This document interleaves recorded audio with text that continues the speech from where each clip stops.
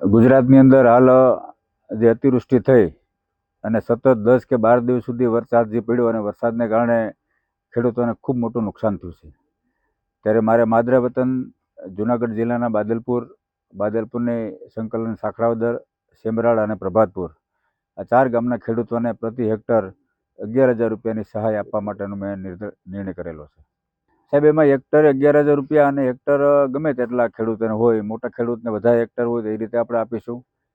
1 હેક્ટરથી વધારે 2 હેક્ટર હોય, 3 હેક્ટર હોય, 4 હોય કે 5 હોય કે ગમે તેટલા હેક્ટરના ખેડૂતો હોય એ ખેડૂતોને આપણે 11,000 રૂપિયા પ્રતિ હેક્ટર આપવા માટેનો નિર્ણય કરેલો છે. ખેડૂતો અંદાજિત આ 4 ગામના જે ખાતેદારો છે એ 1100થી 1200 ખાતેદાર હોય એવો કાલે ગામની મિટિંગની અંદર બધાએ મને જણાવવામાં આવ્યું હતું. વિચાર તો માં ભગવતી ખોડિયારની કૃપાથી અને વર્ષો પહેલાં આ વિસ્તારની અંદર ખૂબ મોટી ભયંકર હોનારત થયું હતું 1983ની અંદર. ત્યારે હું ખૂબ મારી ઉંમર કહેવાય ને કે 9-10 વર્ષની હતી. ત્યારની પરિસ્થિતિ આ વરસાદ જોતાં મને પણ મારી નજર સમક્ષ તરી આવતી હતી. કારણ કે એ સમયે અમે ખૂબ મોટી મુશ્કેલીમાંથી બહાર આવ્યા હતા.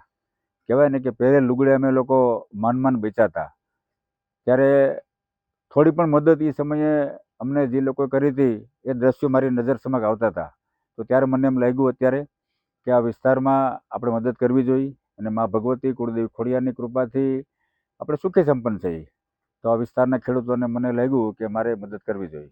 ખૂબ ખૂબ દિનેશભાઈનો હું આભાર માનું કે અમારા 4 ગામની અંદર બહુ મોટી સંખ્યામાં મોટા મનથી રાહત પેકેજ જાહેર કર્યું. કોઈ જ્ઞાતિ જાતિ કે બિન રાજકીય નિસ્વાર્થ ભાવે આવડું મોટું દાન આપ્યું. એટલે દિનેશભાઈનો અમે 4 ગામના ટોટલી ખેડૂત આભાર માની છીએ. અને બીજા ગુજરાતના અનેક ઉદ્યોગપતિને પણ દિનેશભાઈ જેવી ભગવાન પ્રેરણા કરે કે આખા ગુજરાતના ખેડૂતોને ટોટલી આવી રાહત પેકેજ મળે અને એક નવી શરૂઆત કરે, વાવેતર કરે. ટોટલી ખેડૂત પાસે કોઈ પણ જાતનું ફંડ નથી, ખાતર બિયારણ લેવાના પૈસા નથી. તો બધા ઉદ્યોગપતિ એક નિસ્વાર્થ ભાવે એવું દાન આપે અને બધા ખેડૂતોના મન મોટા રાખીને આગળ લઈ આવે, બસ એવી પ્રાર્થના. દાનેશ્વરીકરણ તરીકે બધાએ ઓળખા છે, જોયા છે, પણ કોઈએ જોયા નથી, સાંભળવા મળ્યું છે.